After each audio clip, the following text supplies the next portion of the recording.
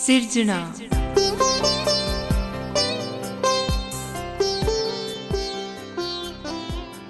ਅਦਬੀ ਪੱਤਰਿਕਾ programme ਸਿਰਜਣਾ ਲੈ ਕੇ ਹਾਜ਼ਰ ਹਾਂ। ਮੈਂ ਹਾਂ ਪ੍ਰਭਜੋਤ। ਮਹਿਕਾਂ ਵਰਗੇ ਯਾਰ ਪਿਆਰੇ ਚਲੇ ਗਏ, ਜੀਵਨ ਦੇ ਹੁਸੀਨ ਨਜ਼ਾਰੇ ਚਲੇ ਗਏ, ਮਿੱਟੀ ਦੇ ਵਿੱਚ ਮਿਲਿਆ ਬੂਰੇ ਸਾਹਾਂ ਦਾ, ਮਿੱਟੀ ਦੇ ਜ਼ਰਖੇਜ਼ ਭੰਡਾਰੇ ਚਲੇ ਗਏ। ਅੱਜ ਅਸੀਂ ਜਿਸ ਸ਼ਖਸੀਅਤ ਨਾਲ ਤੁਹਾਡੀ ਮੁਲਾਕਾਤ ਕਰਵਾਉਣ ਜਾ ਰਹੇ ਹਾਂ, ਉਹਨਾਂ ਨੇ ਆਪਣੀ ਕਵਿਤਾ, ਗੀਤਾਂ, ਗਜ਼ਲਾਂ ਵਿੱਚ ਜ਼ਿੰਦਗੀ ਦੀ ਹਕੀਕਤ ਨੂੰ ਬਿਆਨ ਕੀਤਾ ਹੈ। ਉਹ ਬਹੁਤ ਹੀ ਸੰਵੇਦਨਸ਼ੀਲ ਕਵੀ ਨੇ। ਮੇਰੀ ਮੁਰਾਦ ਹੈ ਡਾਕਟਰ ਸੁਹਿੰਦਰਬੀਰ ਸਿੰਘ ਹੋਰਾਂ ਤੋਂ। ਡਾਕਟਰ ਸੁਹਿੰਦਰਬੀਰ ਸਿੰਘ ਹੋਰਾਂ ਨੇ ਬਹੁਤ ਸਾਰੇ ਕਾਵਿ ਸੰਗ੍ਰਹਿ ਪੰਜਾਬੀ ਪਾਠਕਾਂ ਦੀ ਝੋਲੀ ਪਾਏ ਨੇ। ਆਓ ਸੁਣਦੇ ਹਾਂ ਉਹਨਾਂ ਨਾਲ ਕੀਤੀ ਮੁਲਾਕਾਤ ਕਰ ਰਹੇ ਨੇ ਉਮਿੰਦਰ ਜੌਹਲ। ਪ੍ਰੋਗਰਾਮ ਸਿਰਜਣਾ ਵਿੱਚ ਤੁਹਾਡਾ ਸਭਨਾਂ ਦਾ ਸਵਾਗਤ। ਪ੍ਰੋਗਰਾਮ ਸਿਰਜਣਾ ਵਿੱਚ ਅੱਜ ਅਸੀਂ ਪੰਜਾਬੀ ਦੇ ਸਮਰੱਥ ਸ਼ਾਇਰ ਡਾਕਟਰ ਸੁਹਿੰਦਰਬੀਰ ਹੋਰਾਂ ਦੇ ਨਾਲ ਉਹਨਾਂ ਦੀ ਸਿਰਜਣ ਪ੍ਰਕਿਰਿਆ ਬਾਰੇ ਗੱਲ ਕਰਾਂਗੇ। ਡਾਕਟਰ ਸੁਹਿੰਦਰਬੀਰ ਪੰਜਾਬੀ ਸ਼ਾਇਰੀ 'ਚ ਉਹ ਨਾਮ ਹੈ ਜਿਸ ਨੂੰ ਵੇਦਨਾ ਸੰਵੇਦਨਾ ਦੇ ਡੂੰਘ ਤੱਕ ਉਤਰਨਾ ਆਉਂਦਾ ਹੈ, ਜਿਸ ਨੂੰ ਸ਼ਬਦਾਂ ਨਾਲ, ਜਿਸ ਨੂੰ ਯਥਾਰਥ ਨਾਲ ਸਾਂਝ ਦੇ ਸੂਤਰਾਂ ਨੂੰ ਪਛਾਣਨਾ ਆਉਂਦਾ ਹੈ। ਡਾਕਟਰ ਸੁਹਿੰਦਰਬੀਰ ਨੇ ਅੱਜ ਤੱਕ 8 ਕਾਵਿ ਸੰਗ੍ਰਹਿ ਪੰਜਾਬੀ ਸਾਹਿਤ ਜਗਤ ਨੂੰ ਦਿੱਤੇ। ਇਸ ਤੋਂ ਬਿਨਾਂ ਜੀਵਨੀ, ਆਲੋਚਨਾ ਅਤੇ ਸੰਪਾਦਨ ਵਿੱਚ ਉਹਨਾਂ ਦਾ ਮੁੱਲਵਾਨ ਕਾਰਜ ਹੈ। ਮੈਂ ਡਾਕਟਰ ਸੁਹਿੰਦਰਬੀਰ ਜੀ ਤੁਹਾਨੂੰ ਇਸ ਮੌਕੇ 'ਤੇ ਜੀ ਆਇਆਂ ਕਹਿੰਦਾ। ਬਹੁਤ ਬਹੁਤ ਸ਼ੁਕਰੀਆ ਡਾਕਟਰ ਸੁਹਿੰਦਰਬੀਰ ਜੀ, ਅਸੀਂ ਜਾਣਨਾ ਚਾਹਾਂਗੇ ਅੱਜ ਤੁਹਾਡੇ ਤੋਂ ਤੁਹਾਡੀ ਸ਼ਾਇਰੀ ਦੇ, ਤੁਹਾਡੀ ਜ਼ੁਬਾਨੀ ਕੀ ਅਰਥ ਨੇ, ਤੁਸੀਂ ਜ਼ਿੰਦਗੀ ਨੂੰ ਕਿਸ ਤਰ੍ਹਾਂ ਦੇਖਿਆ। ਆਪਾਂ ਮੇਰਾ ਖਿਆਲ ਹੈ ਗੱਲ ਇੱਥੋਂ ਸ਼ੁਰੂ ਕਰੀਏ ਕਿ ਡਾਕਟਰ ਸੁਹਿੰਦਰਬੀਰ ਜੋ ਅੱਜ ਪੰਜਾਬੀ ਦਾ ਸਮਰੱਥ ਸ਼ਾਇਰ ਹੈ, ਕਦੋਂ ਉਹਨਾਂ ਨੂੰ ਲੱਗਾ ਵੀ ਪੰਜਾਬੀ ਕਵਿਤਾ ਉਹਨਾਂ ਦੇ ਨੇੜੇ ਆ, ਉਹਨਾਂ ਨੂੰ ਕਵਿਤਾ ਨਾਲ ਵਿਚਰਨਾ ਚਾਹੀਦਾ ਹੈ ਜਾਂ ਕਵਿਤਾ ਉਹਨਾਂ ਦੀ ਪਛਾਣ ਬਣਨੀ ਹੈ। ਉਹਨਾਂ ਪਲਾਂ ਨੂੰ ਸਾਡੇ ਨਾਲ ਸਾਂਝਾ ਕਰੋ ਡਾਕਟਰ ਸੁਹਿੰਦਰਬੀਰ ਜੀ। ਅਸਲ ਦੇ ਵਿੱਚ ਡਾਕਟਰ ਉਮਿੰਦਰ ਜੌਹਲ ਜੀ ਕਿ ਸ਼ੁਰੂ 'ਚ ਜਦੋਂ ਮੈਂ ਕਵਿਤਾ ਲਿਖੀ, ਉਦੋਂ ਮੈਨੂੰ ਖੁਦ ਨੂੰ ਵੀ ਪਤਾ ਨਹੀਂ ਸੀ ਕਿ ਮੇਰੇ ਪਾਸ ਕਵਿਤਾ ਆ ਰਹੀ ਆ ਜੀ। ਮੈਂ 8ਵੀਂ ਜਮਾਤ 'ਚ ਪੜ੍ਹਦਾ ਹੋਵਾਂਗਾ ਜਾਂ 9ਵੀਂ 'ਚ, ਅਤੇ ਕੁਝ ਟੁੱਟੀਆਂ ਭੱਜੀਆਂ ਜਿਹੜੀਆਂ ਸਤਰਾਂ ਸੀ ਉਹ ਮੇਰੇ ਕਾਗਜ਼ 'ਤੇ ਆ ਜਾਂਦੀਆਂ ਸੀ ਜੀ। ਉਹਨਾਂ ਸਤਰਾਂ ਨੂੰ ਮੈਂ ਹੌਲੀ ਹੌਲੀ ਜੋੜਦਾ ਰਹਿੰਦਾ ਸੀ। ਆਪਣੇ ਸਕੂਲ ਦੇ ਜਿਹੜੇ ਮੇਰੇ ਅਧਿਆਪਕ ਸੀ ਉਹਨਾਂ ਦੇ ਨਾਲ ਵੀ ਮੈਂ ਉਹਨਾਂ ਨੂੰ ਦਿਖਾਉਂਦਾ ਸੀ, ਉਹ ਮੇਰੀਆਂ ਸਤਰਾਂ ਨੂੰ ਦੇਖਦੇ ਸੀ ਅਤੇ ਮੈਨੂੰ ਥੋੜ੍ਹੀ ਉਂਗਲ ਫੜ ਕੇ, ਜਿਵੇਂ ਆਪਾਂ ਬਾਲ ਨੂੰ ਤੋੜਦੇ ਹਾਂ, ਉਹ ਮੈਨੂੰ ਤੋੜਦੇ ਸੀ ਜੀ। ਇਸ ਤਰ੍ਹਾਂ ਮੇਰੀ ਮੁੱਢਲੀ ਕਵਿਤਾ ਜਿਹੜੀ ਆਪਾਂ ਕਹਿ ਸਕਦੇ ਹਾਂ ਕਿ 14-15 ਸਾਲ ਦੀ ਉਮਰ ਦੇ ਵਿੱਚ ਮੁੱਢਲੀਆਂ ਕਵਿਤਾਵਾਂ ਮੇਰੇ ਪਾਸ ਆਈਆਂ ਜੀ।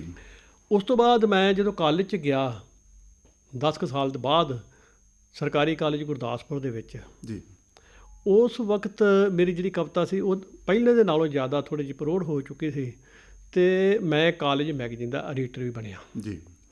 ਮੈਂ ਕਾਲਜ ਹੋਸਟਲ ਵਿੱਚ ਰਹਿੰਦਾ ਸੀ।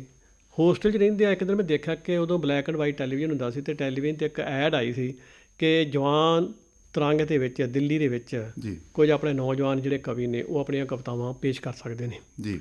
ਮੈਂ ਜਿਹੜੀਆਂ ਉਦੋਂ ਤੱਕ ਲਿਖੀਆਂ ਸੀ ਆਪਣੀ ਕਾਪੀ 'ਤੇ ਉਹ ਲਿਖੀਆਂ ਹੋਈਆਂ ਸੀ ਕਵਿਤਾਵਾਂ, ਉਹਨਾਂ ਦੇ ਵਿੱਚੋਂ ਕੁਝ ਚੋਣਵੀਆਂ ਕਵਿਤਾਵਾਂ ਸੀ ਜਿਹੜੀਆਂ 5 ਕੁ, ਜੀ। ਉਹ ਮੈਂ ਦਿੱਲੀ ਜਵਾਨ ਤਰੰਗ ਪ੍ਰੋਗਰਾਮ ਦੇ ਵਿੱਚ ਭੇਜਤੀਆਂ। ਜੀ। ਅਤੇ ਮੇਰੀ ਖੁਸ਼ੀ ਦੀ ਕੋਈ ਹੱਦ ਨਾ ਰਹੀ ਜਦੋਂ 10-15 ਦਿਨ ਬਾਅਦ ਮੈਨੂੰ ਚਿੱਠੀ ਆ ਗਈ ਕਿ ਤੁਸੀਂ ਦਿੱਲੀ ਜਾ ਕੇ ਆਪਣੀਆਂ ਕਵਿਤਾਵਾਂ ਜਿਹੜੀਆਂ ਪੇਸ਼ ਕਰਨੀਆਂ। ਜੀ। ਉਸ ਵਕਤ ਮੈਂ ਕਾਲਜ 'ਚ 12ਵੀਂ ਕਲਾਸ 'ਚ ਪੜ੍ਹਦਾ ਸੀ ਅਤੇ ਮੈਂ ਦਿੱਲੀ ਗਿਆ, ਆਪਣੀਆਂ ਕਵਿਤਾਵਾਂ ਪੜ੍ਹ ਕੇ ਆਇਆ। ਉਦੋਂ ਬਾਅਦ ਜਦੋਂ ਕਾਲਜ ਦੇ ਵਿੱਚ ਮੈਂ ਵਾਪਸ ਆਇਆ ਅਤੇ ਕਾਲਜ ਦੇ ਵਿੱਚ ਇੱਕ ਕਿਸਮ ਦਾ ਬਹੁਤ ਮੇਰਾ ਚੰਗਾ ਮਾਣ ਤਾਣ ਹੋਇਆ। ਜੀ। ਕਾਲਜ ਮੈਗਜ਼ੀਨ ਦਾ ਮੈਂ ਐਡੀਟਰ ਬਣ ਗਿਆ। ਹੌਲੀ ਹੌਲੀ ਕਵਿਤਾ ਜਿਹੜੀ ਸੀ ਸੰਪਾਦਕ ਹੋਣ ਦੇ ਨਾਲ ਲੋਕਾਂ ਦੀਆਂ ਕਵਿਤਾਵਾਂ ਵੀ ਪੜ੍ਹਦਾ ਰਿਹਾ, ਆਪਣੀਆਂ ਕਵਿਤਾਵਾਂ ਵੀ ਜੋੜਦਾ ਰਿਹਾ। ਸੋ ਮੁੱਢਲੀਆਂ ਜਿਹੜੀਆਂ ਕਵਿਤਾਵਾਂ ਸੀ ਮੇਰੀਆਂ ਉਸ ਦੌਰ ਦੇ ਵਿੱਚ ਲਿਖੀਆਂ ਗਈਆਂ। ਜੀ।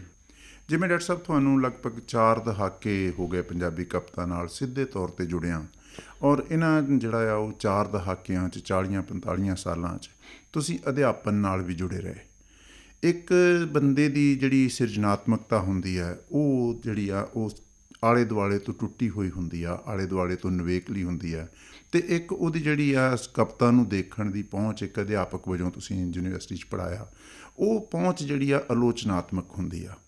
ਔਰ ਇਹ ਆਲੋਚਨਾਤਮਕ ਪਹੁੰਚ ਅਤੇ ਸਿਰਜਣਾ ਦਾ ਜਿਹੜਾ ਜਲਾਉ ਸੀ, ਜਿਹੜਾ ਸਿਰਜਣਾ ਦਾ ਵਹਾਓ ਸੀ, ਉਹਦੇ ਵਿੱਚ ਇਹ ਕੰਬੀਨੇਸ਼ਨ ਤੁਸੀਂ ਕਿੱਦਾਂ ਬਣਾਇਆ ਔਰ ਕਿਸ ਤਰ੍ਹਾਂ ਤੁਸੀਂ ਕਵਿਤਾ ਨੂੰ, ਲੋਕਾਂ ਦੀ ਕਵਿਤਾ ਨੂੰ ਸਮਝ ਕੇ PhDਆਂ ਤੱਕ ਕਰਵਾਈਆਂ ਔਰ ਨਾਲ ਆਪਣੀ ਕਵਿਤਾ ਨੂੰ ਰਚਿਆ? ਇਹ ਆਪਸ ਵਿੱਚ ਜਿਹੜਾ ਡਾਇਲੋਗ ਸੀ ਤੁਹਾਡਾ ਆਲੋਚਨਾ ਦਾ ਅਤੇ ਸਿਰਜਣਾ ਦਾ, ਇਹਨੂੰ ਕਿੱਦਾਂ ਡਿਫਾਈਨ ਕਰਦੇ ਆ? ਅਵਿੰਦਰ ਜੌਲ ਜੀ, ਅਸਲ 'ਚ ਇਸ ਤਰ੍ਹਾਂ ਵਾ ਕਿ ਕਵਿਤਾ ਲਿਖਣਾ ਅਤੇ ਕਵਿਤਾ ਪੜ੍ਹਾਉਣਾ ਜੀ, ਇਹ ਮੇਰੀ ਜ਼ਿੰਦਗੀ ਦੇ ਦੋ ਮੂਲ ਮੁੱਢ ਰਹੇ ਨੇ, ਬੁਨਿਆਦ ਰਹੇ ਨੇ, ਜਿਨ੍ਹਾਂ ਦੇ ਸਿਰ 'ਤੇ ਮੈਂ ਤੁਰਦਾ ਫਿਰਦਾ ਰਿਹਾ ਹਾਂ ਜੀ। ਅਤੇ ਜਦੋਂ ਮੈਂ ਕਵਿਤਾ ਪੜ੍ਹਾਈ ਉਸ ਵਕਤ ਵੀ ਮੇਰੇ ਮਨ ਦੇ ਵਿੱਚ ਸੀ ਕਿ ਕਵਿਤਾ ਦੀ ਜਿਹੜੀ ਸਿਰਜਣਾਤਮਕ ਪ੍ਰਕਿਰਿਆ ਵਾ ਉਹ ਕਿਵੇਂ ਜਨਮ ਲੈਂਦੀ ਆ, ਔਰ ਇਸੇ ਹੀ ਸਿਰਜਣਾ ਨੂੰ ਮੈਂ ਆਪਣੀ ਆਲੋਚਨਾਤਮਕ ਬੁੱਧ ਦੇ ਰਾਹੀਂ ਵੇਖਦਾ ਸੀ। ਅਤੇ ਇਹਨਾਂ ਦੋਵਾਂ ਦਾ ਅਸਰ ਇਹ ਆ ਕਿ ਮੈਨੂੰ ਕਵਿਤਾ ਨੂੰ ਸਮਝਣ ਲੱਗਿਆ ਜ਼ਿਆਦਾ ਵਧੀਆ ਲੱਗਾ, ਕਿਉਂਕਿ ਮੇਰੇ ਮਨ ਦੇ ਵਿੱਚ ਨਾ ਆਲੋਚਨਾ ਦਾ ਇੱਕ ਰੁਝਾਨ ਵੀ ਹੈਗਾ ਸੀ।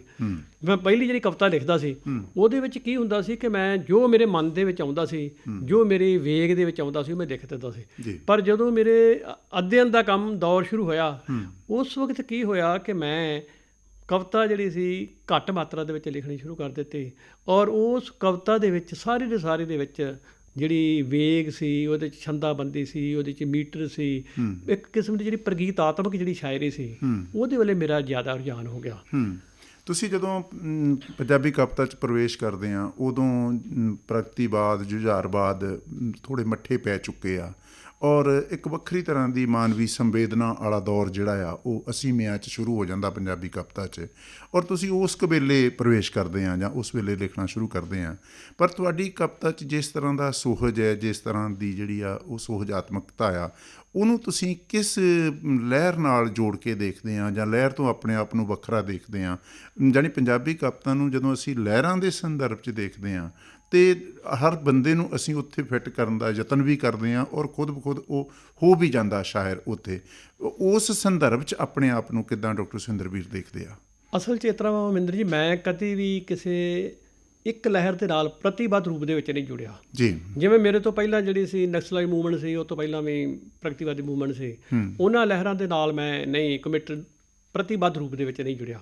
ਉਸ ਤੋਂ ਬਾਅਦ ਜਦੋਂ ਮੈਂ ਪ੍ਰਵੇਸ਼ ਕਰਦਾ ਕਵਿਤਾ ਦੇ ਵਿੱਚ, ਅਤੇ ਉਦੋਂ ਜਿਹੜੀ ਪੰਜਾਬ ਸੰਕਟ ਦੀ ਕਵਿਤਾ ਸੀ ਨਾ ਜੀ, ਉਹ ਸਾਹਮਣੇ ਆ ਰਹੀ ਸੀ ਜੀ, ਔਰ ਪੰਜਾਬ ਸੰਕਟ ਦੀ ਕਵਿਤਾ ਦੇ ਵਿੱਚ ਮੈਂ ਆਪਣੀ ਜਿਹੜੀ ਜਿੰਨੀ ਅਹਿਮ ਭੂਮਿਕਾ ਨਿਭਾ ਸਕਦਾ ਸੀ, ਜਿਹਦੇ ਵਿੱਚ ਮਾਨਵਵਾਦੀ ਜਿਹੜਾ ਮੇਰਾ ਨਜ਼ਰੀਆ ਸੀ, ਦੇਸ਼ ਪੱਖੀ ਸੀ, ਨਿਰਪੱਖ ਸੀ ਜਿਹੜਾ ਮੇਰਾ ਐਟੀਟਿਊਡ, ਉਸ ਨਜ਼ਰੀਏ ਨੂੰ ਲੈ ਕੇ ਮੈਂ ਸਾਰੀ ਉਮਰ ਕਵਿਤਾ ਲਿਖਦਾ ਰਿਹਾ ਜੀ। ਨਾ ਕੇਵਲ ਦੇਸ਼ ਵਿੱਚ, ਪੰਜਾਬ ਵਿੱਚ ਹੀ, ਮੈਂ ਬਾਹਰ ਦੇ ਦੇਸ਼ਾਂ ਵਿੱਚ ਵੀ ਜਾ ਕੇ ਉਸ ਵਕਤ ਜਿਹੜੀ ਸਮੇਂ ਦੀ ਲੋੜ ਸੀ, ਜਿਹੜੀ ਆਵਾਜ਼ ਦੀ ਆਪਣੇ ਸਮੇਂ ਨੂੰ ਲੋੜ ਸੀ, ਆਵਾਜ਼ ਦੀ ਆਪਣੇ ਆਲੇ ਦੁਆਲੇ ਨੂੰ ਲੋੜ ਸੀ, ਉਸ ਆਲੇ ਦੁਆਲੇ ਨੂੰ ਸਿੱਧੇ ਰਸਤੇ 'ਤੇ ਤੋਰਨ ਵਾਸਤੇ ਜਿੰਨੀ ਕਵਿਤਾ ਮੈਂ ਪ੍ਰਗੀਤਾਤਮਕ ਲਿਖੀ ਔਰ ਸਟੇਜਾਂ 'ਤੇ ਜਾ ਕੇ ਵਿਖਾਈ, ਔਰ ਉਹ ਆਵਾਜ਼ ਇਹੋ ਸੀ ਜਿਹਨੂੰ ਦਬਾਉਣ ਵਾਲੇ ਬਹੁਤ ਜ਼ਿਆਦਾ ਆਲੇ ਦੁਆਲੇ। ਉਦੋਂ ਲਾਈਨਾਂ ਜਿਹੜੀਆਂ ਆ ਉਹ ਕੋਟ ਵੀ ਕੀਤੀਆਂ ਜਾਂਦੀਆਂ ਸੀ, ਕਾਹਨੂੰ ਰੋਲਦਾ, ਜਿਵੇਂ ਉਸ ਸਮੇਂ ਦੇ ਵਿੱਚ ਮੇਰੇ ਗੀਤ ਕਾਫੀ ਮਸ਼ਹੂਰ ਹੋਏ ਸੀ, ਪਿੱਪਲਾਂ ਦੇ ਰੁੱਖਾਂ ਹੇਠ ਠੁੱਗੀਆਂ ਉਦਾਸੀਆਂ ਜੀ, ਲੰਘ ਜਾਣ ਰੁੱਤਾਂ ਜੋ ਨੇ ਲਹੂ 'ਚ ਨਹਾਤੀਆਂ, ਜਾਂ ਫਿਰ ਹੈਗਾ ਸੀ ਕਿ ਜੇ ਕਹੋ ਤਾਂ ਮੈਂ ਤਰੰਨਮ 'ਚ ਸੁਣਾ ਦਿੰਦਾ। ਹਾਂ, ਬਿਲਕੁਲ ਬਿਲਕੁਲ ਬਿਲਕੁਲ। ਕਾਨੂੰ ਰੋਲਦਾ ਪੰਜਾਬ ਦੇ ਨਸੀਬ ਹਾਣੀਆਂ, ਬਹੁਤ ਅੱਛਾ। ਕਾਨੂੰ ਟੰਗਦਾ ਪੰਜਾਬ ਨੂੰ ਸਲੀਬ ਹਾਣੀਆਂ, ਹੀਰਾ ਰਾਂਝਿਆਂ ਦੇ ਦੇਸ ਵਿੱਚ ਖੈਰ ਰਹਿਣ ਦੇ, ਪੰਜਾਂ ਪਾਣੀਆਂ ਦੇ ਵੇਗ ਨੂੰ ਹੁਲਾਰਾ ਲੈਣ ਦੇ, ਵੇਖ ਵੇੜੇ 'ਚ ਵਿਛਾਈ ਨਾ ਜਰੀ ਬਹਾਣੀਆਂ, ਕਾਨੂੰ ਰੋਲਦਾ ਪੰਜਾਬ ਦੇ ਨਸੀਬ ਹਾਣੀਆਂ। ਇੱਕ ਡਾਕਟਰ ਸਾਹਿਬ, ਮੈਂ ਇੱਥੇ ਥੋੜ੍ਹਾ ਜਿਹਾ ਆਪਾਂ ਤੁਹਾਨੂੰ ਰਿਦਮ 'ਚ ਅੰਤ 'ਤੇ ਵੀ ਸੁਣਾਂਗੇ ਜਾ ਕੇ। ਮੈਂ ਇੱਥੇ ਇੱਕ ਸਵਾਲ ਤੁਹਾਨੂੰ ਪੁੱਛਣਾ ਇਹ ਚਾਹੁੰਦਾ ਵੀ ਜਦੋਂ ਸੰਕਟ ਦਾ ਦੌਰ ਆਉਂਦਾ ਸਮਾਜ ਵਿੱਚ, ਉਦੋਂ ਸ਼ਾਇਰੀ ਜਿਹੜੀ ਆ ਉਹ ਲੋਕਾਂ ਨੂੰ ਸੁਹਜਾਤਮਕਤਾ ਵੱਲ ਨੂੰ ਲੈ ਤੁਰਦੀ ਆ, ਉਦੋਂ ਗਾਇਨ ਸ਼ੈਲੀਆਂ ਜਿਹੜੀਆਂ ਉਹ ਵਰਕ ਕਰਦੀਆਂ ਆ ਵੀ ਇਹ ਲੋਕਾਂ ਨੂੰ ਉਸ ਸਮੱਸਿਆ ਦਾ ਹੱਲ ਹੁੰਦਾ ਆ, ਜਾਂ ਉਸ ਸਮੱਸਿਆ ਤੋਂ ਇੱਕ ਸਾਈਡ 'ਤੇ ਲਿਜਾ ਕੇ ਜਿਹੜਾ ਆ ਉਹ ਆਪਾਂ ਉਹਨਾਂ ਨੂੰ ਐਸਕੇਪਿਜ਼ਮ ਤਾਂ ਨਹੀਂ, ਇੱਦਾਂ ਦੀ ਥੋਟ ਵੀ ਆਉਂਦਾ ਆ? ਇਸ ਤਰ੍ਹਾਂ ਨਹੀਂ ਹੁੰਦਾ। ਪਤਾ ਕੀ ਆ ਕਿ ਬੰਦੇ ਦੇ ਮਨ ਦੇ ਵਿੱਚ ਨਾ ਮਾਨਵਤਾਵਾਦੀ ਜਿਹੜੀ ਭਾਵਨਾਵਾਂ ਨਾ ਉਹ ਕਾਇਮ ਹੁੰਦੀ ਆ। ਜੀ ਪਰ ਹੁੰਦਾ ਕੀ ਆ ਕਿ ਸਮੇਂ ਦੇ ਨਾਲ, ਸਮੇਂ ਦੀਆਂ ਲਹਿਰਾਂ ਦੇ ਨਾਲ ਜਾਂ ਵੱਖ-ਵੱਖ ਪ੍ਰਭਾਵਾਂ ਦੇ ਨਾਲ ਨਾ ਉਹ ਥੋੜ੍ਹੀ ਜਿਹੀ ਜਿਹੜੀ ਮਾਨਵਤਾ ਦੀ ਜਿਹੜੀ ਹੁੰਦੀ ਆ ਨਾ, ਕਹਿ ਲਓ ਵੀ ਭਾਵਨਾ, ਉਹ ਥੋੜ੍ਹੀ ਜਿਹੀ ਦੱਬੀ ਰਹਿੰਦੀ ਆ, ਉਹ ਸਾਈਡ 'ਤੇ ਹੋ ਜਾਂਦੀ, ਹਾਸ਼ੀਏ 'ਤੇ ਚਲੇ ਜਾਂਦੀ ਆ। ਅਤੇ ਜਿਹੜੇ ਸ਼ਾਇਰ ਹੁੰਦੇ ਆ ਜਾਂ ਕਲਾਕਾਰ ਹੁੰਦੇ ਨੇ ਨਾ, ਉਹ ਉਸ ਚੀਜ਼ ਨੂੰ ਮੁੜ ਕੇ ਪ੍ਰਚੰਡ ਕਰਦੇ ਨੇ, ਉਹਨਾਂ ਦੇ ਅੰਦਰੋਂ ਮਾਨਵਤਾ ਦੀ ਭਾਵਨਾ ਜਿਹੜੀ ਉਹਨੂੰ ਜਗਾਉਂਦੇ ਆ। ਬਿਲਕੁਲ। ਤਾਂ ਮੈਂ ਸਮਝਦਾ ਕਿ ਮੈਂ ਉਸ ਵਕਤ ਦੇ ਵਿੱਚ ਇਹ ਕੰਮ ਕੀਤਾ। ਬਾਕੀ ਹੈਗਾ ਕਿ ਜੇ ਤੁਸੀਂ ਕਹਿੰਦੇ ਆ ਕਿ ਬੋਲ ਕੇ ਆਵਾਜ਼ ਦੇ ਵਿੱਚ ਸੁਹਜਾਤਮਕ, ਜੇ ਸੁਹਜਾਤਮਕ ਰੂਪ ਦੇ ਵਿੱਚ ਲੋਕਾਂ ਨੂੰ ਸਮਝਾਇਆ ਜਾਵੇ ਤੇ ਉਹ ਜ਼ਿਆਦਾ ਜ਼ਬਰਦਸਤ ਹੁੰਦਾ ਵਾ, ਉਹਦਾ ਇਫੈਕਟ ਜਿਹੜਾ ਉਹ ਜ਼ਿਆਦਾ ਪ੍ਰਭਾਵਸ਼ਾਲੀ ਹੁੰਦਾ ਵਾ। ਇੱਕ ਤੁਸੀਂ ਸੁਹਜਾਤਮਕ ਤਰੀਕੇ ਨਾਲ, ਲੈਆਤਮਕ ਤਰੀਕੇ ਨਾਲ ਸ਼ਾਇਰੀ ਨੂੰ ਦੇਖਿਆ, ਪਰ ਤੁਹਾਡੇ 'ਚ ਇੱਕ ਹੋਰ ਗੱਲ ਵੀ ਆ ਵੀ ਤੁਸੀਂ ਖੁੱਲ੍ਹੀ ਕਵਿਤਾ ਵੀ ਕੁਛ ਹੱਦ ਤੱਕ ਲਿਖੀ ਜਾਂ ਗਜ਼ਲਾਂ ਵਿੱਚ ਜਿਹੜਾ ਆ ਬਹਿਰ ਵਜ਼ਨ ਵੀ ਨਿਭਾਇਆ, ਔਰ ਉਸੇ ਦੌਰ 'ਚ ਖੁੱਲ੍ਹੀ ਕਵਿਤਾ ਜਿਹੜੀ ਆ ਉਹ ਬਹੁਤ ਵੱਡੀ ਪੱਧਰ 'ਤੇ ਜਿਹੜੀ ਆ ਉਹ ਲੋਕਾਂ ਤੱਕ ਪਹੁੰਚੀ ਵੀ, ਜਿਵੇਂ ਪਾਸ਼ ਵੀ ਹੈ ਉਸ 77 'ਚ ਉਹਦੀ ਕਿਤਾਬ ਆਖਰੀ ਛਪਦੀ ਆ, ਔਰ ਤੁਹਾਨੂੰ ਉਸ ਸ਼ਾਇਰੀ ਤੋਂ ਜਿਹੜਾ ਆ ਰਿਦਮ ਤੱਕ ਆਉਂਦਿਆਂ ਉਹ ਸਿੱਧਾ ਥੋਟ ਸੀ, ਔਰ ਤੁਹਾਡਾ ਜਿਹੜਾ ਆ ਉਹ ਲੈਆਤਮਕ ਥੋਟ ਸੀ।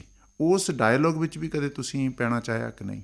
ਨਹੀਂ, ਇਸ ਤਰ੍ਹਾਂ ਵਾ ਕਿ ਜਿਹੜੀ ਮੈਂ ਮੁਕਤ ਕਵਿਤਾ ਵੀ ਲਿਖੀ ਜਾਂ ਜਿਹਨੂੰ ਫਰੀ ਵਰਸ ਵੀ ਆਪਾਂ ਕਹਿ ਲੈਂਦੇ ਹਾਂ, ਡਾਕਟਰ ਹਰਭਜਨ ਸਿੰਘ ਨੇ ਵੀ ਮੁਕਤ ਕਵਿਤਾ ਲਿਖੀ, ਉਹ ਵੀ ਪ੍ਰਗੀਤਕਾਰ ਸੀ, ਉਹਨੇ ਗੀਤਾਤਮਕ ਵੀ ਕਵਿਤਾ ਲਿਖੀ, ਸੋਜਾਤਮਕ ਵੀ ਲਿਖੀ।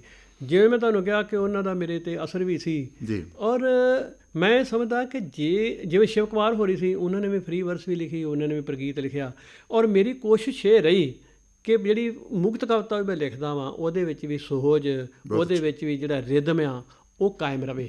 ਪਰ ਮੇਰੀ ਮੂਲ ਜਿਹੜੀ ਸੀ ਨਾ, ਮੂਲ ਬਿਰਤੀ ਜਿਹੜੀ ਸੀ ਕਿ ਮੇਰੇ ਅੰਦਰ ਜਿਹੜੀ ਕਵਿਤਾ ਲਿਖਣ ਦੀ ਜਿਹੜੀ ਕਹਿ ਲਓ ਬਈ ਮੁੱਖ ਮੇਰਾ ਰੁਝਾਨ ਸੀ, ਉਹ ਜ਼ਿਆਦਾ ਪ੍ਰਗੀਤ ਵਾਲਾ ਸੀ ਜੀ। ਮੈਂ ਇੱਕ ਕਵਿਤਾ ਲਿਖ ਕੇ ਹਟਦਾ ਨਹੀਂ ਗਾ, ਰੁਕ ਨਹੀਂ ਜਾਂਦਾ, ਕਵਿਤਾ ਲਿਖ ਕੇ ਲਾਂਭੇ ਨਹੀਂ ਰੱਖ ਦਿੰਦਾ। ਜਿਵੇਂ ਪ੍ਰੋਫੈਸਰ ਮੋਹਨ ਸਿੰਘ ਜਿਹੜੇ ਉਹ ਕਰਾਫਟਮੈਨਸ਼ਿਪ 'ਤੇ ਬਹੁਤ ਜ਼ੋਰ ਦਿੰਦੇ ਨੇ। ਅੰਗਰੇਜ਼ੀ ਦੇ ਬਹੁਤ ਸਾਰੇ ਕਵੀ, ਸ਼ੇਕਸਪੀਅਰ, ਵਿਲੀਅਮ ਵਰਡਸਵਰਥ, ਹੋਰ ਜਿਹੜੇ ਸਾਰੇ ਕਵੀ ਸੀ, ਉਹ ਵੀ ਕਰਾਫਟਮੈਨਸ਼ਿਪ 'ਤੇ ਬਹੁਤ ਜ਼ਿਆਦਾ ਜ਼ੋਰ ਦਿੰਦੇ ਆ। ਈਵਨ ਸਾਡੇ ਕਵੀ ਆਪਣੇ ਵਾਰਿਸ ਸ਼ਾਹ, ਬੁੱਲ੍ਹੇ ਸ਼ਾਹ, ਸ਼ਾਹ ਹੁਸੈਨ, ਸਾਰੇ ਕਾਦਰ ਯਾਰ ਵਰਗੇ ਜਿਹੜੇ ਪੁਰਾਣੇ ਸਾਡੇ ਕਿੱਸਾਕਾਰ ਸੀ, ਸੂਫੀ ਕਵੀ ਸੀ, ਉਹ ਸਾਰੇ ਦੇ ਸਾਰੇ ਕਰਾਫਟਮੈਨਸ਼ਿਪ 'ਤੇ ਜ਼ੋਰ ਦਿੰਦੇ ਸੀ।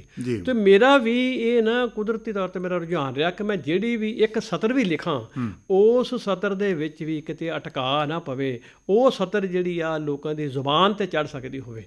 ਜਿਹੜੀ ਕਵਿਤਾ ਲੋਕਾਂ ਦੀ, ਮੈਂ ਕਿਤੇ ਪੜ੍ਹਿਆ ਸੀ, ਹੈਰਡ ਬਲੂਮ ਨੇ ਕਿਹਾ ਸੀ ਕਿ ਕਵਿਤਾ ਹਮੇਸ਼ਾ ਉਹ ਹੀ ਮਹਾਨ ਹੁੰਦੀ ਆ, ਉਹ ਹੀ ਚੰਗੀ ਹੁੰਦੀ ਆ ਜਿਹੜੀ ਲੋਕਾਂ ਨੂੰ ਜ਼ੁਬਾਨੀ ਯਾਦ ਹੋ ਜਾਵੇ।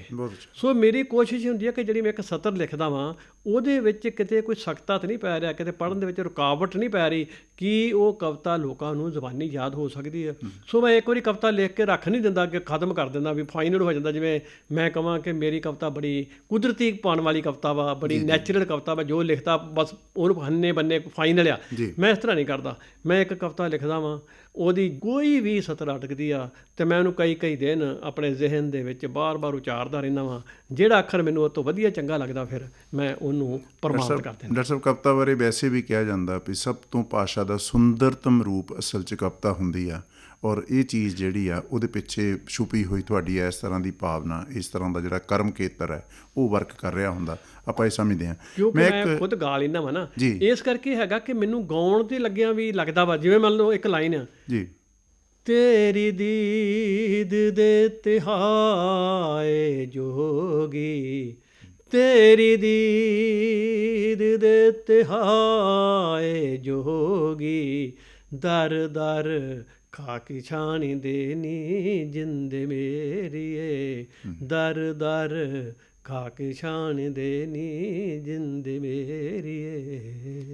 ਡਾਕਟਰ ਸਾਹਿਬ, ਮੈਂ ਤੁਹਾਨੂੰ ਇਸ ਪਾਸੇ ਵੀ ਤੁਹਾਡੇ ਤੋਂ ਜਾਣਨਾ ਚਾਹੁੰਦਾ, ਮੇਰੇ ਜਿਹੜੇ ਸਰੋਤੇ ਆ ਉਹ ਵੀ ਜਾਣਨਾ ਚਾਹੁਣਗੇ ਵੀ ਜਦੋਂ ਤੁਸੀਂ ਗਜ਼ਲ ਲਿਖਦੇ ਆ, ਇੱਕ ਸ਼ੇਅਰ 'ਚ ਆਪਣੀ ਗੱਲ ਮੁਕੰਮਲ ਕਰਦੇ ਹਾਂ, ਇੱਕ ਕਵਿਤਾ ਲਿਖਦੇ ਹਾਂ, ਕੁਝ ਲਾਈਨਾਂ 'ਚ ਗੱਲ ਮੁਕੰਮਲ ਕਰਦੇ ਹਾਂ, ਔਰ ਗੀਤ ਲਿਖਦੇ ਹਾਂ, 4 ਸਟੈਂਜੇ ਆ ਉਹਦੇ, 5 ਜਿਹੜੇ ਆ, ਪਰ ਤੁਸੀਂ ਇੱਕ ਹੋਰ ਪ੍ਰਯੋਗ ਵੀ ਕੀਤਾ, ਉਹ ਲੰਮੀ ਕਵਿਤਾ ਦਾ ਪ੍ਰਯੋਗ ਹੈ ਵੀ ਜਦੋਂ ਕੋਈ ਵਸਤੂ ਜਿਹੜਾ ਆ, ਕੋਈ ਸਬਜੈਕਟ ਜਿਹੜਾ ਆ, ਉਹ ਤੁਹਾਨੂੰ ਇਸ ਤਰ੍ਹਾਂ ਦੀ ਜਿਹੜੀ ਆ ਉਹ ਖਿੱਚ ਪਾਉਂਦਾ ਆ ਵੀ ਇਹ ਲੰਮੀ ਕਵਿਤਾ ਦਾ ਸਬਜੈਕਟ ਹੈ, ਇਹ ਗੀਤ ਦਾ ਸਬਜੈਕਟ ਹੈ, ਇਹਦੇ 'ਤੇ ਗੀਤ, ਉਹ ਕਿਸ ਤਰ੍ਹਾਂ ਦੀ ਜਿਹੜੀ ਆ ਉਹ ਸਿਰਜਣਾਤਮਕ ਅਮਲ ਹੁੰਦਾ ਆ, ਮਾਨਸਿਕਤਾ ਹੁੰਦੀ ਆ, ਜੇ ਤੁਸੀਂ ਇਹ ਫੈਸਲਾ ਕਰਦੇ ਆ ਇਹਦੇ ਬਾਰੇ ਤਾਂ ਮੈਂ 60 ਪੇਜ ਦੀ ਲੰਮੀ ਕਵਿਤਾ ਲਿਖਣੀ ਆ, ਇਹਦੇ ਬਾਰੇ ਤਾਂ ਮੈਂ ਗੀਤ ਲਿਖਣਾ, ਉਹ ਸਿਰਜਣ ਪ੍ਰਕਿਰਿਆ ਨੂੰ ਅਸੀਂ ਜਾਣਨਾ ਚਾਹਾਂਗੇ। ਇਹ ਉਮਿੰਦਰ ਜੀ ਇਸ ਤਰ੍ਹਾਂ ਵਾ ਕਿ ਜਿਹੜਾ ਵੀ ਕੋਈ ਵਿਸ਼ਾ ਜਾਂ ਥੀਮ ਹੁੰਦਾ ਵਾ ਨਾ, ਉਹ ਆਪਣੇ ਆਪ ਹੀ ਰੂਪ ਦੀ ਚੋਣ ਕਰਦਾ ਵਾ। ਜੀ। ਜਿਵੇਂ ਹੁਣ ਕੋਈ ਨਾਵਲ ਲਿਖਣ ਵਾਲਾ ਬੰਦਾ ਵਾ, ਕਹਾਣੀ ਲਿਖਣ ਵਾਲਾ ਬੰਦਾ ਵਾ, ਕਹਾਣੀ ਲਿਖਦੇ ਲਿਖਦੇ ਉਹ ਨਾਵਲ ਲਿਖਣ ਲੱਗ ਪੈਂਦਾ ਵਾ। ਇਸੇ ਹੀ ਤਰ੍ਹਾਂ ਜਿਹੜਾ ਤੇ ਛੋਟਾ ਲਘੂ ਵਿਸ਼ਾ ਹੁੰਦਾ, ਲਘੂ ਥੀਮ ਹੁੰਦਾ, ਇੱਕ ਲਘੂ ਆਈਡੀਆ ਹੁੰਦਾ ਵਾ, ਉਹ ਅਸੀਂ ਗੀਤ, ਸ਼ੇਅਰ, ਨਿੱਕੀ ਕਵਿਤਾ ਦੇ ਵਿੱਚ ਪੇਸ਼ ਕਰ ਦਿੰਦੇ ਹਾਂ। ਜਿਸ ਵਕਤ ਸਾਨੂੰ ਲੱਗੇ ਕਿ ਇਹ ਜਿਹੜਾ ਆਈਡੀਆ ਹੈ ਪੂਰੀ ਜ਼ਿੰਦਗੀ ਨਾਲ ਹੀ ਸੰਬੰਧਿਤ ਹੈ, ਜ਼ਿੰਦਗੀ ਨਾਲ ਹੀ ਵਾਪਤਾ ਰੱਖਣ ਡਿਆ ਵਾ, ਸੋ ਉਸ ਵਕਤ ਸਾਨੂੰ ਇਹ ਜਿਹੜੀ ਮੈਂ ਇੱਕ ਲੰਮੀ ਕਵਿਤਾ ਵੀ ਲਿਖੀ, ਵਹਿਣ ਡੂੰਘੇ ਪਾਣੀਆਂ ਦੇ, ਅਤੇ ਉਸ ਵਿੱਚ ਪੂਰੀ ਦੀ ਪੂਰੀ ਜ਼ਿੰਦਗੀ ਜਿਹੜੀ ਆ ਉਹਨੂੰ ਮੈਂ ਲਿਖਦਿਆਂ ਵੀ 10 ਸਾਲ ਲਾਏ। ਇੱਕ ਗੀਤ ਜਿਹੜਾ ਉਹ ਇੱਕ ਸਿਟਿੰਗ 'ਚ ਲਿਖਿਆ ਜਾਂਦਾ ਵਾ, ਆਮ ਕਰਕੇ ਇੱਕ ਬੈਠ ਕੇ ਦੇ ਵਿੱਚ ਇੱਕ ਗੀਤ ਜਿਹੜਾ ਪੂਰਨ ਹੋ ਜਾਂਦਾ, ਲੇਕਿਨ ਇਹ ਕਵਿਤਾ ਲਿਖਦਿਆਂ ਮੈਂ 10 ਸਾਲ ਲਾਏ। ਕਈ ਵਾਰੀ ਲਿਖ ਲੈਣਾ, ਰੱਖ ਦੇਣਾ, ਫਿਰ ਪੜ੍ਹਨਾ, ਫਿਰ ਰੱਖਣਾ। ਸੋ ਇਸ ਤਰ੍ਹਾਂ ਹੌਲੀ ਹੌਲੀ ਇਹ ਇੱਕ ਕਿਸਮ ਦੀ ਵਿਚਾਰਧਰਾਈ ਪਰਪੱਕਤਾ ਵਾਲੀ ਕਵਿਤਾ ਵਾ। ਇਹਦੇ ਵਿੱਚ ਮਤਲਬ ਵਿਚਾਰਾਂ ਦਾ ਕਹਿ ਲਓ ਵੀ ਇੱਕ ਤਾਲਮੇਲ ਜਾਂ ਇੱਕ ਲਗਾਤਾਰਤਾ ਜਿਹੜੀ ਆਉਂਦੀ ਆ, ਉਹਨੂੰ ਅਸੀਂ ਹੌਲੀ ਹੌਲੀ ਪਰੋਨੇ ਆ, ਉਹਨੂੰ ਹੌਲੀ ਹੌਲੀ ਬੁਣਦੇ ਆ। ਉਹਦੇ ਵਿੱਚ ਪੂਰੀ ਦੀ ਪੂਰੀ ਇੱਕ ਲੰਮੀ ਜਿਹੜੀ ਸਾਧਨਾ ਉਹ ਕੰਮ ਕਰਦੀ ਆ। ਲੇਕਿਨ ਗੀਤ ਦੇ ਵਿੱਚ ਕੁਝ ਛਿਣ ਭੰਗਰੀ, ਥੋੜ੍ਹ ਚਿਰੀ ਵਕਤ ਜਿਹੜਾ ਵਾ ਉਹ ਇੱਕ ਜਿਵੇਂ ਇਲਹਾਮ ਦੀ ਅਵਸਥਾ ਹੁੰਦੀ ਆ, ਕੁਝ ਚਿਰ ਲਈ ਹੁੰਦੀ ਆ, ਪਰ ਲੰਮੀ ਕਵਿਤਾ ਦੇ ਵਿੱਚ ਇਲਹਾਮ ਦੇ ਨਾਲ ਜਿਹੜੀ ਸੋਚ ਤੇ ਵਿਚਾਰ ਆ ਉਹ ਵੀ ਭਾਰੂ ਹੋ ਜਾਂਦੀ ਆ। ਡਾਕਟਰ ਸਾਹਿਬ, ਤੁਸੀਂ ਇੱਕ ਆਲੋਚਕ ਵੀ ਆ, ਔਰ ਮੈਂ ਤੁਹਾਨੂੰ ਇੱਕ ਵੱਖਰੇ ਐਂਗਲ ਤੋਂ ਸਵਾਲ ਪੁੱਛਣਾ ਚਾਹੁੰਦਾ। ਉਹ ਇਹ ਆ ਵੀ ਤੁਸੀਂ 40 ਸਾਲ ਸਿਰਜਣਾ ਨਾਲ ਜੁੜੇ ਰਹੇ ਆ, ਔਰ 40 ਸਾਲ ਤੋਂ ਤੁਸੀਂ ਕਵਿਤਾ ਲਿਖ ਵੀ ਰਹੇ ਆ, ਔਰ ਪਹਿਲੇ 20 ਸਾਲ ਜਿਹੜੇ ਆ 80 ਤੋਂ 2000 ਤੱਕ ਉਹ ਇਤਿਹਾਸ ਸਿਰਜਣ ਦੇ ਨੇੜੇ ਸੀ, ਸੰਕਟ ਨੂੰ ਅਸੀਂ ਹੰਢਾ ਰਹੇ ਸੀ, ਔਰ ਉਹਨਾਂ 20 ਸਾਲਾਂ 'ਚ ਇਤਿਹਾਸ ਸਿਰਜਣਾ ਬੰਦੇ ਦੀ ਚਿੰਤਾ ਰਹੀ ਆ ਵੀ ਉਹ ਨਾਮ ਹੋਣਾ ਚਾਹੀਦਾ, ਔਰ ਮੁਲਕਾਂ ਬਾਰੇ, ਸੱਤਾ ਬਾਰੇ ਇੱਕ ਵੱਖਰਾ ਦ੍ਰਿਸ਼ਟੀਕੋਣ ਸੀ।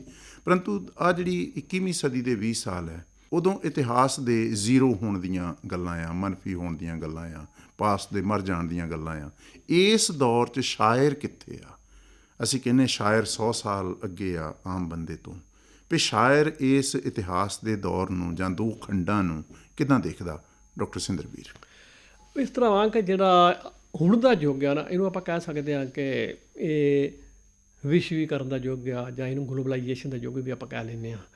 ਇਸ ਸਮੇਂ ਦੇ ਵਿੱਚ ਇੰਨੀਆਂ ਤਬਦੀਲੀਆਂ ਆਈਆਂ ਵਾ ਕਿ ਅਸੀਂ ਪਹਿਲੇ ਹੀ ਆਪਣੀ ਜ਼ਿੰਦਗੀ ਦੇ ਵਿੱਚ, ਮੰਨ ਲਓ ਮੇਰੀ ਇਸ ਵੇਲੇ ਉਮਰ ਹੈਗੀ ਆ 70 ਸਾਲ, ਔਰ ਇਹ 20 ਸਾਲਾਂ ਤੋਂ ਪਹਿਲਾਂ 50 ਸਾਲ ਸੀ। 50 ਸਾਲਾਂ ਦੀ ਜ਼ਿੰਦਗੀ ਦੇ ਵਿੱਚ ਇੰਨੀਆਂ ਤਬਦੀਲੀਆਂ ਨਹੀਂ ਆਈਆਂ।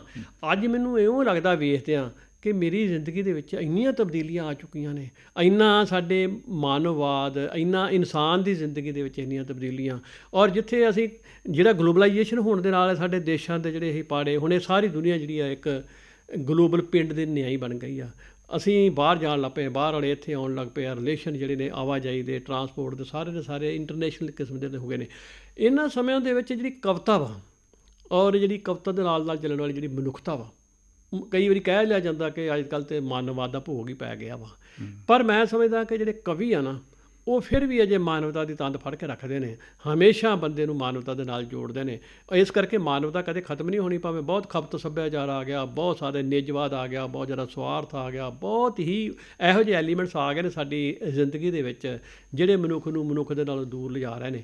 ਪਰ ਕਵੀ ਔਰ ਕਲਾਕਾਰ ਜਿਹੜੇ ਨੇ, ਉਹ ਮੈਨੂੰ ਪੂਰੀ ਆਸ ਹੈ ਕਿ ਫਿਰ ਵੀ ਬੰਦੇ ਦੀ ਜਿਹੜੀ ਮਾਨਵਤਾ ਵਾ, ਮਨੁੱਖਤਾ ਵਾ, ਉਹਦੇ ਨਾਲ ਜੋੜਦੇ ਰਹਿਣਗੇ। ਮੈਂ ਇੱਕ ਲਾਈਨ ਵੀ ਲਿਖੀ ਸੀ ਜੀ ਜੀ ਕਿ ਅੱਖੀਆਂ ਵਿੱਚ ਅਥਰੂ ਢੇਰ ਅਜੇ, ਸਾਹਾਂ ਵਿੱਚ ਗਮ ਦਾ ਗੇੜ ਅਜੇ, ਉਹ ਦਿਵਸ ਦਿਹਾੜਾ ਆਉਣਾ ਹੈ ਜਾਂ ਹਰ ਚਿਹਰਾ ਮੁਸਕਾਉਣਾ ਹੈ। ਬਹੁਤ ਅੱਛਾ। ਸੋ ਇਹ ਜਿਹੜਾ ਵਾ, ਭਾਵੇਂ ਸਾਰੇ ਸੰਕਟ ਵਾਪਰਦੇ ਰਹਿੰਦੇ ਨੇ, ਵੱਡੇ ਤੋਂ ਵੱਡੇ ਵੀ ਸੰਕਟ ਵਾਪਰਦੇ ਨੇ, ਲੇਕਿਨ ਕਵੀ, ਇਹਨਾਂ ਸਾਰੇ ਕਵੀ ਜਾਂ ਕਲਾ ਕਵੀ ਨਹੀਂ, ਸਾਰੀ ਕਲਾਕਾਰ ਜਿਹੜੇ ਨੇ, ਉਹ ਬੰਦੇ ਨੂੰ ਇਸ ਸੰਕਟ ਦੇ ਵਿੱਚੋਂ ਪਾਰ ਲਿਜਾ ਕੇ ਬੰਦੇ ਨੂੰ ਉਹਦੀ ਜਿਹੜੀ ਅਸਲੀਅਤ ਆ ਉਹਦੇ ਨਾਲ ਜੋੜਦੇ ਦਿੰਦੇ ਨੇ। ਜਿਹੜੇ ਗਲੋਬਲ ਦੌਰ ਦੀ ਆਪਾਂ ਗੱਲ ਕਰਦੇ ਹਾਂ, ਵਿਸ਼ਵੀਕਰਨ ਦੀ ਗੱਲ ਕਰਦੇ ਹਾਂ, ਇਹਦੇ ਵਿੱਚ ਜਿਸ ਤਰ੍ਹਾਂ ਪੰਜਾਬੀ ਕਵਿਤਾ ਦੀ ਗੱਲ ਹੀ ਆਪਾਂ ਕਰਾਂਗੇ ਵੀ ਜਿਸ ਤਰ੍ਹਾਂ ਛਪ ਕੇ ਸਾਹਮਣੇ ਆ ਰਹੀ ਹੈ, ਔਰ ਜਿੰਨੀ ਮਾਤਰਾ ਛਪ ਕੇ ਸਾਹਮਣੇ ਆ ਰਹੀ ਹੈ, ਔਰ 20ਵੀਂ ਸਦੀ 'ਚ ਮੇਰਾ ਖਿਆਲ ਹੈ ਸਾਰੀ ਸਦੀ 'ਚ ਉਹਨਾਂ ਲਿਟਰੇਚਰ ਨਹੀਂ ਪੈਦਾ ਹੋਇਆ ਜਿੰਨਾ ਇਹਨਾਂ 15-20 ਸਾਲਾਂ 'ਚ ਪੈਦਾ ਹੋ ਗਿਆ।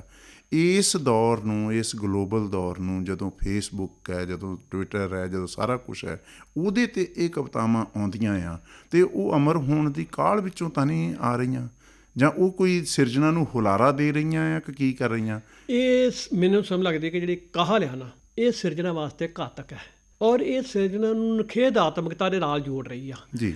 ਇਸੇ ਕਰਕੇ ਮੈਂ ਕਹਿ ਰਿਹਾ ਸੀ ਨਾ, ਪਿਛਲੇ 50 ਸਾਲਾਂ ਦੇ ਵਿੱਚ ਉਹ ਤਬਦੀਲੀਆਂ ਨਹੀਂ ਆਈਆਂ ਜਿਹੜੀਆਂ 20 ਸਾਲਾਂ 'ਚ। ਪਿਛਲੇ 50 ਸਾਲਾਂ 'ਚ ਜਾਂ 500 ਸਾਲ 'ਚ ਜਾਂ 1000 ਸਾਲ 'ਚ ਵੀ ਚਲੇ ਜਾਓ, ਉਸ ਵਕਤ ਜਿਹੜੇ ਕਲਾਕਾਰ ਸੀ, ਕਵੀ ਸੀ, ਉਹ ਸਾਧਕ ਸੀ, ਸਾਧਨਾ ਕਰਦੇ ਸੀ। ਉਹ ਗੁਫਾਵਾਂ ਦੇ ਵਿੱਚ ਜਾ ਕੇ ਬੈਠਦੇ ਸੀ, ਸਾਰੀ ਉਮਰਾਂ ਲਾ ਦਿੰਦੇ ਸੀ। ਇਵਨ ਮੁਹੰਮਦ ਸਾਹਿਬ ਸੀ ਜਾਂ ਗੁਰੂ ਨਾਨਕ ਦੇਵ ਜੀ, ਸਾਰੀ ਉਮਰਾਂ ਲਾਤੀਆਂ ਔਰ ਉਹਨਾਂ ਨੇ ਉਹਨਾਂ ਉਮਰਾਂ ਦੀ ਸਾਧਨਾ ਦੇ ਵਿੱਚੋਂ ਕੁਝ ਬੋਲ ਜਿਹੜੇ ਸੀ ਉਹ ਪ੍ਰਗਟ ਕੀਤੇ। ਪਰ ਅੱਜ ਕੀ ਹੈਗਾ ਕਿ ਉਹ ਜਿਹੜੀ ਕਵਿਤਾ ਨਾ ਅਸੀਂ ਲਿਖ ਰਹੇ ਹਾਂ, ਜਿਹੜੀ ਕਾਹਲੀ ਦੇ ਵਿੱਚੋਂ ਲਿਖੀ ਜਾ ਰਹੀ ਆ, ਉਹਦਾ ਜਿਹੜਾ ਮੁੱਲ ਹੈ ਉਹ ਥੋੜ੍ਹ ਚਿਰਾ ਵਾ। ਮੈਂ ਤਾਂ ਕਈ ਵਾਰੀ ਲਿਖਦਾ ਵੀ ਰਹਿੰਦਾ ਵਾਂ ਕਿ ਕਵੀਆਂ ਨੂੰ ਸਾਧਨਾ ਵਾਲੇ ਪਾਸੇ ਜਿਹੜਾ ਜ਼ਿਆਦਾ ਜ਼ੋਰ ਦੇਣਾ ਚਾਹੀਦਾ ਵਾ, ਤਾਂ ਜੋ ਉਹਨਾਂ ਦੀ ਕਹੀ ਹੋਈ ਗੱਲ, ਉਹਨਾਂ ਦੀ ਲਿਖੀ ਹੋਈ ਕਵਿਤਾ ਜਿਹੜੀ ਆ ਉਹ ਚਿਰ ਸਥਾਈ ਬਣ ਸਕੇ, ਇਹ ਨਾ ਵੀ ਥੋੜ੍ਹੀ ਚਿਰੀ ਬਣ ਕੇ ਰਹਿ ਜਾਵੇ। ਇਸ ਵੇਲੇ ਜਿਹੜੇ ਪੰਜਾਬੀ ਸ਼ਾਇਰੀ 'ਚ ਸ਼ਾਇਰੀ ਹੋ ਰਹੀ ਆ, ਠੀਕ ਹੈ, ਸੁਰਜੀਤ ਪਾਤਰ ਤੋਂ ਲੈ ਕੇ ਬਹੁਤ ਲੰਬੀ ਲਾਈਨ ਹੈ, ਉਹ ਬਹੁਤ ਦੂਰ ਤੱਕ ਜਾਂਦੀ ਗੱਲ ਹੈ। ਔਰ ਤੁਹਾਨੂੰ ਕਿਹੜੇ ਲੋਕ ਲੱਗਦੇ ਆ ਜਿਹੜੇ ਸੁਰਜੀਤ ਪਾਤਰ ਦੀ ਜਾਂ ਜਿਹੜੀ ਆ ਉਪਾਸ਼ ਦੀ ਜਾਂ ਸ਼ਿਵ ਕੁਮਾਰ ਬਟਾਲਵੀ ਹੋਰਾਂ ਦੀ ਟ੍ਰੈਡੀਸ਼ਨ ਨੂੰ ਅਮਰ ਹੋਣ ਦੀ ਗੱਲ ਪਈ, ਪੰਜਾਬੀ ਕਵਿਤਾ ਨੂੰ ਉਸ ਮਾਧਿਅਮ ਰਾਹੀਂ ਅੱਗੇ ਬੈਟਨ ਪੜ੍ਹ ਕੇ ਜਾਣਗੇ?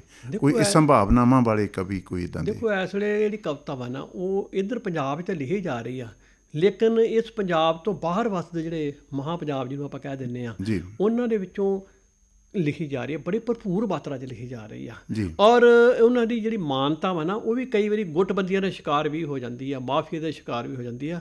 ਪਰ ਮੁਕੰਮਲ ਤੌਰ 'ਤੇ ਜਾਂ ਅਲਟੀਮੇਟਲੀ ਤੁਸੀਂ ਕਹਿ ਲਓ, ਉਹੋ ਹੀ ਕਵਿਤਾ ਰਹੇਗੀ, ਜਿੰਦੀ ਰਹੇਗੀ, ਜਿਹੜੀ ਕਵਿਤਾ ਲੋਕਾਂ ਦੀ ਜ਼ੁਬਾਨ 'ਤੇ ਚੜ੍ਹ ਸਕਦੀ ਹੋਵੇ, ਜਿਹੜੀ ਲੋਕਾਂ ਦੀ ਆਵਾਜ਼ ਬਣ ਸਕਦੀ ਹੋਵੇ, ਜਿਹੜੀ ਲੋਕਾਂ ਦੇ ਜ਼ਿਹਨ ਨੂੰ ਪ੍ਰਗਟ ਕਰਦੀ ਹੋਵੇਗੀ, ਉਹ ਰਹੀ ਜਾਵੇਗੀ। ਜਿੱਤੇ ਲੋਕੀ ਸਾਧਨਾ ਕਰਨਗੇ, ਪਰਪੱਕਤਾ ਦੇ ਵਿੱਚੋਂ ਨਿਕਲੀ ਹੋਵੇਗੀ। ਡਾਕਟਰ ਸਾਹਿਬ, ਅਸੀਂ ਸਾਡੇ ਸਰੋਤੇ ਵੀ ਅਸੀਂ ਵੀ ਚਾਹਾਂਗੇ ਤੁਸੀਂ ਇੱਕ ਅੱਧ ਜਿਹੜੀ ਆ ਉਹ ਤਰੰਨਮ 'ਚ ਸਾਡੇ ਨਾਲ ਆਪਣੀ ਰਚਨਾ ਸਾਂਝੀ ਕਰੋ, ਉਸ ਤੋਂ ਬਾਅਦ ਆਪਾਂ ਆਖਰੀ ਸਵਾਲ 'ਤੇ ਆਵਾਂਗੇ।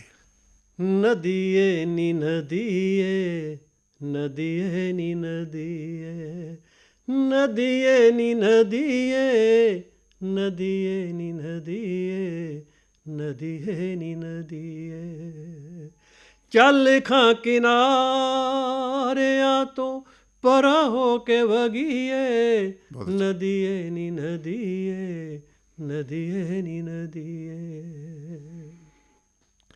ਪਰਬਤਾਂ ਪਹਾੜੀਆਂ 'ਚੋਂ ਨੱਚ ਨੱਚ ਆਈ ਨੀ, ਜੋਗੀਆਂ ਦੇ ਦਰਾਂ ਉੱਤੇ ਅਲਖ ਜਗਾਈ ਨੀ, ਪਰਬਤਾਂ ਪਹਾੜੀਆਂ 'ਚੋਂ ਨੱਚ ਨੱਚ ਆਈ ਨੀ, ਜੋਗੀਆਂ ਦੇ ਦਰਾਂ ਉੱਤੇ ਅਲਖ ਜਗਾਈ ਨੀ, ਉਜੜੇ ਮਜ਼ਾਰਾਂ ਤੇ ਚਿਰਾਗ ਬਣ ਜਗੀਏ, ਨਦੀਏ ਨੀ ਨਦੀਏ, ਨਦੀਏ ਨੀ ਨਦੀਏ, ਪੈਰਾਂ ਵਿੱਚ ਬੇੜੀਆਂ ਤੇ ਪਲਕਾਂ ਤੇ ਪਹਿਰਾ ਨੀ, ਪੁੰਨਿਆਂ ਦੀ ਰਾਤ ਨੂੰ ਹਨੇਰਾ ਕਿੰਨਾ ਗਹਿਰਾ ਨੀ, ਪੈਰਾਂ ਵਿੱਚ ਬੇੜੀਆਂ ਤੇ ਪਲਕਾਂ ਤੇ ਪਹਿਰਾ ਨੀ, ਪੁੰਨਿਆਂ ਦੀ ਰਾਤ ਨੂੰ ਹਨੇਰਾ ਕਿੰਨਾ ਗਹਿਰਾ ਨੀ,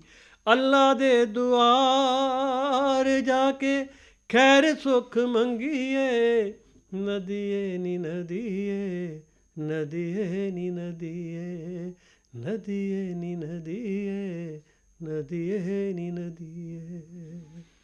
ਡਾਕਟਰ ਸਾਹਿਬ, ਬਹੁਤ ਬਹੁਤ ਮਿਹਰਬਾਨੀ। ਮੈਂ ਤੁਹਾਨੂੰ ਇਸ ਵਿਚਾਰ ਚਰਚਾ ਦੇ ਸਿਖਰ 'ਤੇ ਪੁੱਛਣਾ ਇਹ ਵੀ ਚਾਹੁੰਦਾ ਹਾਂ ਵੀ ਪੰਜਾਬੀ ਸ਼ਾਇਰੀ ਦਾ ਭਵਿੱਖ ਕਿਹਨਾਂ ਅਰਥਾਂ 'ਚ ਦੇਖਦੇ ਹਾਂ, ਔਰ ਪੰਜਾਬੀ ਕਵਿਤਾ ਨੂੰ ਜਦੋਂ ਅਸੀਂ ਕਹਿੰਦੇ ਹਾਂ ਵੀ ਬਹੁਤ ਵੱਡੀ ਮਾਤਰਾ 'ਚ ਗਿਣੀ ਜਾ ਰਹੀ ਹੈ, ਲਿਖੀ ਜਾ ਰਹੀ ਹੈ ਔਰ ਮਾਨਤਾ ਵੀ ਮਿਲ ਰਹੀ ਹੈ, ਔਰ ਸਾਹਿਤ ਦੇ ਹੋਰ ਰੂਪਾਂ ਨਾਲੋਂ ਤੁਸੀਂ ਕੀ ਸਮਝਦੇ ਆ, ਪੰਜਾਬੀ ਕਵਿਤਾ ਸੱਚਮੁੱਚ ਜ਼ਿਆਦਾ ਲੋਕਾਂ ਦੇ ਨੇੜੇ ਆ ਜਾਂ ਕੋਈ ਸੌਖ ਹੈ ਜਿਹਦੇ ਕਰਕੇ ਇਹ ਵੱਡੀ ਮਾਤਰਾ 'ਚ ਲਿਖੀ ਜਾ ਰਹੀ ਹੈ?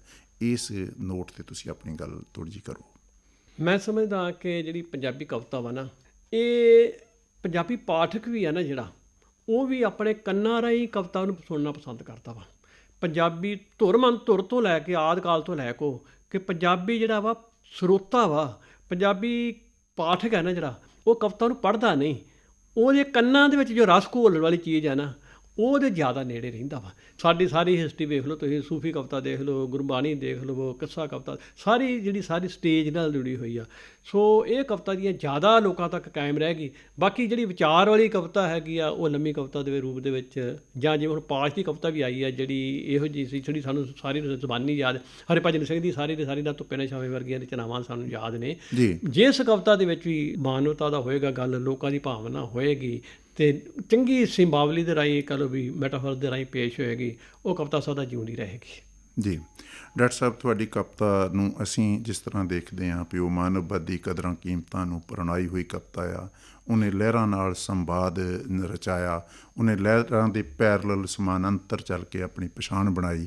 ਔਰ ਤੁਹਾਡੀਆਂ ਵੇਦਨਾਵਾਂ, ਸੰਵੇਦਨਾਵਾਂ ਕਿਸ ਤਰ੍ਹਾਂ ਤਾਰਾ ਤਾਰਾ ਅਥਰੂ ਹੋ ਕੇ ਤੁਹਾਡਾ ਸਿਰਲੇਖ ਹੈ ਕਿਤਾਬ ਦਾ, ਔਰ ਕਿਸ ਤਰ੍ਹਾਂ ਜਿਹੜਾ ਆ ਹਾੜ ਸਿਆਲ, ਦੁੱਖ ਸੁੱਖ ਅਤੇ ਮਨੁੱਖ, ਸੋਨ ਸੁਨਹਿਰੀ ਡਲੀਆਂ, ਇੱਕ ਮਹਿਕ ਕਟੋਰਾ ਆਬਸ਼ਾਰ ਦੇ ਰੂਪ 'ਚ ਸਾਡੇ ਤੱਕ ਪਹੁੰਚਿਆ। ਸਾਨੂੰ ਇਸ ਗੱਲ ਦਾ ਵੀ ਮਾਣ ਹੈ ਵੀ ਅਸੀਂ ਉਸ ਸ਼ਾਇਰੀ ਨੂੰ ਪਿਛਲੇ ਜਿਹੜਾ ਆ ਉਹ ਲਗਭਗ 4 ਦਹਾਕਿਆਂ ਤੋਂ ਮਾਣ ਰਹੇ ਹਾਂ, ਪਰੰਤੂ ਅਸੀਂ ਨਾਲ ਦੀ ਨਾਲ ਇਸ ਗੱਲ 'ਤੇ ਖੁਸ਼ੀ ਵੀ ਪ੍ਰਗਟਾਉਂਦੇ ਹਾਂ ਵੀ ਇਸ ਸ਼ਾਇਰੀ ਨੇ ਮਨੁੱਖਤਾ ਦੇ ਹਾਣੀ ਹੋ ਕੇ ਜਿਹੜਾ ਆ ਉਹ ਆਪਣੀ ਪਛਾਣ ਬਣਾਈ ਆ, ਔਰ ਮਨੁੱਖਤਾ ਨੂੰ ਇੱਕ ਚੰਗਾ ਸੁਹਜਾਤਮਕ ਰੰਗਤ ਵਿੱਚ ਰੰਗਿਆ ਹੋਇਆ ਸੰਦੇਸ਼ ਦਿੱਤਾ। ਤੁਸੀਂ ਸਾਡੇ ਸਟੂਡੀਓ 'ਚ ਆਏ, ਸਾਡੇ ਸਰੋਤਿਆਂ ਦੇ ਰੂਬਰੂ ਹੋਏ, ਔਰ ਮੈਨੂੰ ਪੂਰਨ ਆਸ ਹੈ ਕਿ ਸਾਡੇ ਸਰੋਤੇ ਤੁਹਾਡੀ ਗੱਲਬਾਤ ਦੇ ਮਾਧਿਅਮ ਰਾਹੀਂ ਸ਼ਾਇਰੀ ਦੇ ਹੋਰ ਨੇੜੇ ਹੋਣਗੇ, ਸ਼ਬਦਾਂ ਨੂੰ ਹੋਰ ਜਾਣਨਗੇ, ਔਰ ਇਹ ਸ਼ਬਦ ਕਿਸ ਤਰ੍ਹਾਂ ਜ਼ਿੰਦਗੀ ਦਾ ਸਰਨਾਮਾ ਹੋਇਆ ਕਰਦੇ ਆ ਉਹ ਤੁਹਾਡੀ ਸ਼ਾਇਰੀ 'ਚੋਂ ਜਾਂ ਤੁਹਾਡੇ ਵਰਗੇ ਹੋਰ ਸ਼ਾਇਰਾਂ ਦੀ ਸ਼ਾਇਰੀ 'ਚੋਂ ਜ਼ਰੂਰ ਮਾਣਿਆ ਕਰਨਗੇ, ਮਾਣ ਰਹੇ ਆ। ਔਰ ਪੰਜਾਬੀ ਕਵਿਤਾ ਇਸੇ ਤਰ੍ਹਾਂ ਅੱਗੇ ਵਧੇਗੀ। ਤੁਹਾਡਾ ਬਹੁਤ ਬਹੁਤ ਧੰਨਵਾਦ, ਸ਼ੁਕਰੀਆ। ਤੁਹਾਡਾ ਵੀ ਬਹੁਤ ਬਹੁਤ ਸ਼ੁਕਰੀਆ, ਜਿਨ੍ਹਾਂ ਨੇ ਬਹੁਤ ਹੀ ਸੰਵੇਦਨਸ਼ੀਲਤਾ ਰਾਹੀਂ ਮੇਰੇ ਗਿਆਨ, ਮੇਰੇ ਵਿਚਾਰ ਜਿਹੜੇ ਜਾਣਨ ਦੀ ਕੋਸ਼ਿਸ਼ ਕੀਤੀ। ਬਹੁਤ ਬਹੁਤ ਸ਼ੁਕਰੀਆ ਜੀ। ਸ਼ਹਿਨਸ਼ਾਹੋ ਜਦ ਕਦੇ ਵੀ ਯਾਦ ਆਇਆ ਕਰੋਗੇ, ਅੱਖੀਆਂ ਵਿੱਚ ਹੰਝ ਬਣ ਕੇ ਬਰਸ ਜਾਇਆ ਕਰੋਗੇ, ਨੈਣਾ ਵਿੱਚ ਮਸਤੀ ਦਾ ਆਲਮ, ਝੀਲ ਦੇ ਪਾਣੀ ਜਿਹਾ, ਹੋਸ਼ ਵਿੱਚ ਮਦਹੋਸ਼ ਦਾ ਨਗਮਾ ਸੁਣਾਇਆ ਕਰੋਗੇ। ਹੁਣੇ ਤੁਸੀਂ ਸੁਣ ਰਹੇ ਸੀ ਡਾਕਟਰ ਸੁਹਿੰਦਰਬੀਰ ਸਿੰਘ ਹੋਣਾ ਨਾਲ ਕੀਤੀ ਮੁਲਾਕਾਤ ਕਰ ਰਹੇ ਸਨ ਉਮਿੰਦਰ ਜੌਹਲ। ਇਸ ਦੇ ਨਾਲ ਹੀ ਸਿਰਜਣਾ ਦਾ ਇਹ ਸੰਦਲੀ ਸਫ਼ਰ ਇੱਥੇ ਹੀ ਮੁੱਕਦਾ ਏ। ਅਗਲਾ ਅੰਕ ਲੈ ਕੇ ਫਿਰ ਹਾਜ਼ਰ ਹੋਵਾਂਗੇ। ਨਮਸਕਾਰ। ਪੇਸ਼ਕਸ਼ मोहम्मद इम्तियाज़।